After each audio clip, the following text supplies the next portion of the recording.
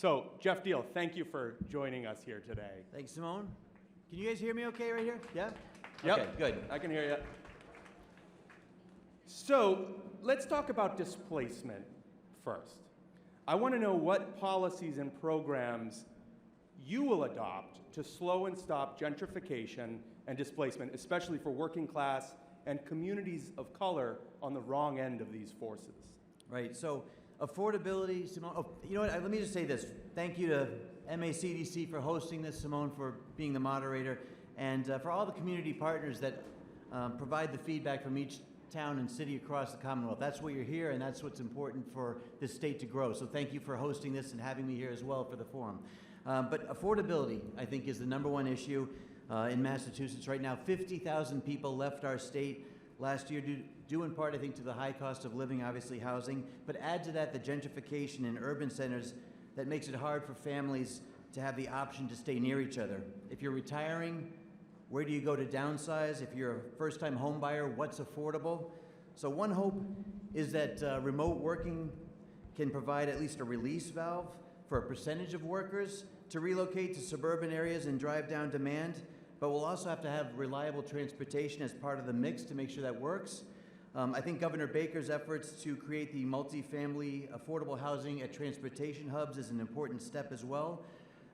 Community land trusts, where you dedicate an affordable housing and you allow residents to take control of certain neighborhood areas. I think that's a smart move. But of course, the best way to make sure people can afford homes is to provide a robust economy with job and wage growth. So I'll work to recruit new businesses plus foster the growth of the existing businesses here in Massachusetts. And of course, housing construction is obviously a big part of that. But I think there's a follow-up question that relates to some of the housing efforts that we're doing here in Massachusetts. Yeah, so before I ask the second question, we're going to invite a community member to share her story about dealing with high housing prices. Luciana Martinez, if you're here, if you could please. Hi, Luciana. Hello, good morning, everyone. Good morning. My name is Luciana Martinez. A friend referred me to Lawrence Community Works because saving was in my habit. And my goal was to buying a house. I started doing the ADA program. In 6 months, I was able to save $5,000. I used that money for buying my home in 2019. I did the first time home buyer class and the landlord training in Lawrence Community Works. I really recommend this place. Thank you.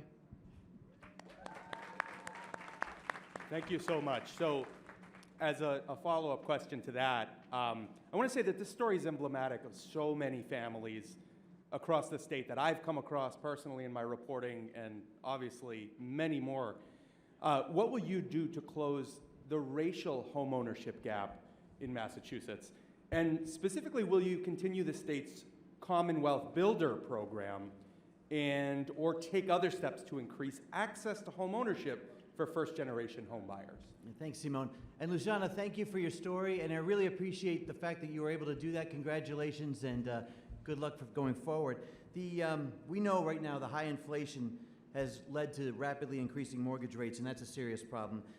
When I was first elected into the legislature in 2010, the subprime mortgage meltdown caused a lot of people to lose their homes, and I dealt with a lot of foreclosure issues.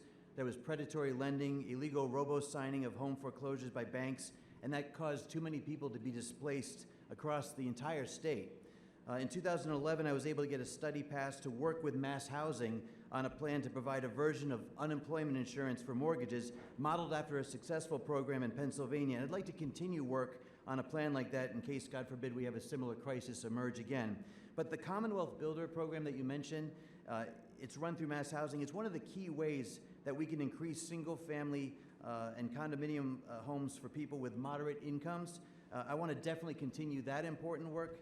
Once you're in that home, though, of course, we've got to make sure that it's affordable to live here. And so making sure we have sound energy policy so you can power and heat your home is going to be a key to affordability for the future as well.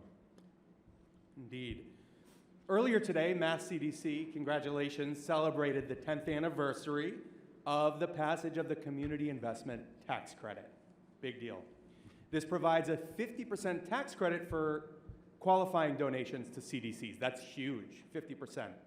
Governor Patrick signed it into law in 2012. Governor Baker signed legislation in 2018 to extend and expand the program. The program's now scheduled to sunset, as we just heard, in 2025. Will you support legislation to extend the program and raise the cap? So, I definitely believe in private-public partnerships to get things done for communities. I used to work for a company in Brockton that took advantage of a TIF program, and I saw firsthand the positive growth, not just for the business, but for the community as well in the city there. So the CITC that you're talking about, it's working very well for communities in the Commonwealth. I'm definitely going to extend it, but I always think it's good to have a regular review of all programs. So I'm not necessarily sure I'm going to eliminate the sunset, but I certainly want to make sure that we re-up that and work with the legislature to do that. As for raising the cap, on that, our state's enjoying a significant surplus in tax revenue. I just caution that we can't count on that lasting forever. So I'd like to keep the cap in place temporarily while we're currently facing some significant headwinds. Yeah, sorry about that. I'll get a little bit closer. Yep. Anyway, I think that's the way we should go. Okay. So now we move to climate questions, and in the context of housing. So the state has established ambitious climate goals, very ambitious, including the decarbonization of our existing housing stock. Was it supposed to be this cold today, by the way? That's definitely one of the factors that makes these issues matter so much. Should have brought my jacket. Sorry about that. I told you you could borrow my vest. But our housing is among the oldest in the country. So how would you advance the decarbonization of residential housing, particularly so that people of color and low-income communities, as well as tenants, by the way, not just homeowners, are not left behind? Right. So, I mentioned a little earlier the ability to power and heat homes, especially in the Northeast region. We have to keep that affordable in order for homeowners who are struggling with the inflationary costs to be able to also afford food and transportation. But I served on the House Committee for Climate Change. I believe that we've got to move towards renewable energies, absolutely. I'm an Eagle Scout. My philosophy is leave the campground better than you found it, and that includes reducing your carbon footprint. So we have to get to point A to point B in a reasonable way with our energy policy. So the changeover from fossil fuels is absolutely possible, and we've got to change over to cleaner energies. Natural gas right now, though, I think is the stopgap while we build up the grid, plus increase power generation from those renewable sources. I'm going to keep all energy options on the table until we can make that transition happen, but I definitely have the same goal of trying to make sure we get to as much renewable generation as possible. Okay. So before question 5, we have a small business owner, Elmer Melendez. Elmer, if you're here, please step up. Elmer is a member of New View CDC in Fitchburg. Hello again. Good morning, good morning. My name is Elmer Melendez. I own restaurants in Fitchburg and Lunenburg area. Yes. And my big question is for the community, Fitchburg, North Central Mass. Is any plans to keep them helping and like CDC and New Views to keep giving programs to them to support a small business like me to be success in the areas, especially North Central Mass is a lot of towns and cities that we really need the support for the government to keep raising and be success in the areas. Yeah. Thank you, Elmer. So Governor Baker implemented the largest small business COVID relief program in the country and oversaw a major expansion of both the Small Business Technical Assistance Program and the state's investment in community development finance institutions. So these provide capital to small businesses. How would you help small and micro businesses, especially those owned by underrepresented entrepreneurs? Well, thanks for the question. Thank you for giving your example, and congratulations on your business. My wife and I own a small business as well. She runs it. We've had it for 20 years. We put our life savings into it when we first started. We moved in with my in-laws for 2 years. That was interesting. My wife didn't take a salary for 3 years to pay back our own personal loans to make it grow. But 12 years later, we wanted to build our own property instead of renting. So we secured an SBA loan, a small business federal loan, to be able to grow the business further. I think the state can do more to help, and I really appreciate Governor Baker's relief efforts during the COVID situation, the effect on small businesses. I wish for small businesses, by the way, the legislature had dedicated more of the pandemic relief funds from the federal government, as well as a portion of the surplus tax funds that we have into replenishing the state's unemployment fund. But the small businesses like yours are the lifeblood for the Commonwealth. You know, I want to give every person in every community the opportunity to live that American dream, and the SBTA program, it's the greatest way, I think, to assist in that. Quite honestly, I'm not sure if $10 million, which is what's proposed for the funding line item, is enough. I think we're actually losing big corporations out of Massachusetts. GE is moving out, Smith & Wesson out in Springfield, Raytheon's moving out. We've got to replace those businesses with small, growing businesses that emerge in our state across the Commonwealth. So I'll be looking forward to helping with beyond 10 million. I think that's a drop in the bucket of what we can do. Just so you know, my follow-up question to that was, are you willing to raise it from the current 7 million to 10 million? And you want to go above that, Geoff? Well, that's what I'm saying. I really honestly, $10 million across the entire Commonwealth, I think we've got to dedicate more. Those small businesses are the ones that invest in, grow the jobs, create the revenue for the state. It really has a return of investment that's major, and 10 million, I think, is just a baseline. Yeah. Thank you for that. The final question is going to come from MACDC's board chair, Angie Liu, Executive Director of Asian CDC in Boston. Angie.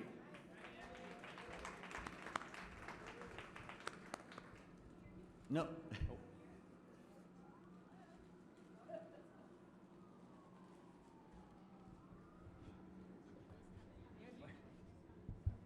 Right behind you.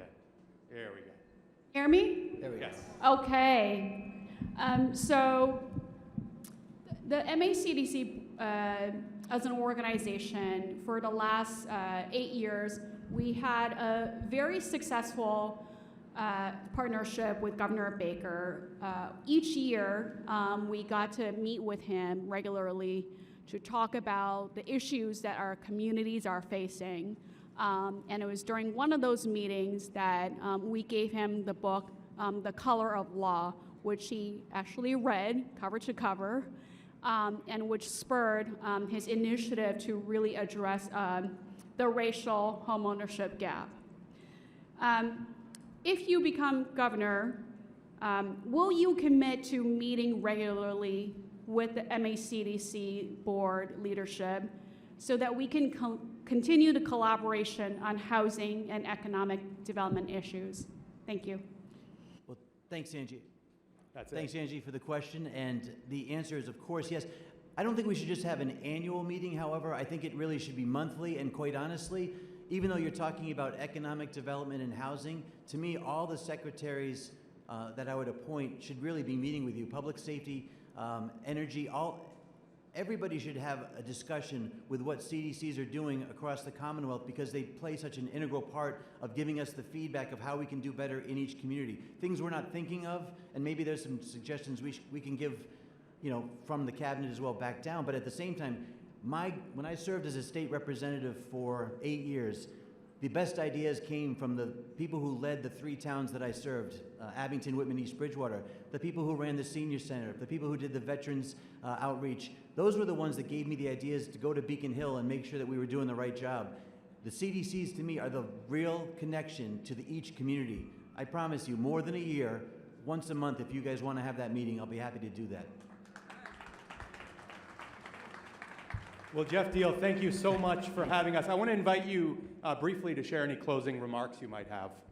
I'm going to save closing remarks to a warmer spot, but I just want to thank everybody for coming out here and, again, engaging in the conversation. And if all of you are involved in the CDC and what its mission is, thank you for what you're doing every day to help the residents of the state economically, housing-wise. We've got a big challenge ahead of us, but I think that Massachusetts is a strong state. We're very tough. We're resilient. And whatever economic headwinds we're facing, we're going to face them down and win. So thank you guys very much. And what a great day to be out. I mean, other than the cold weather, a beautiful ballpark, and thanks for being with me here in Worcester. Appreciate it, Simone. Thank you. Thank you so much.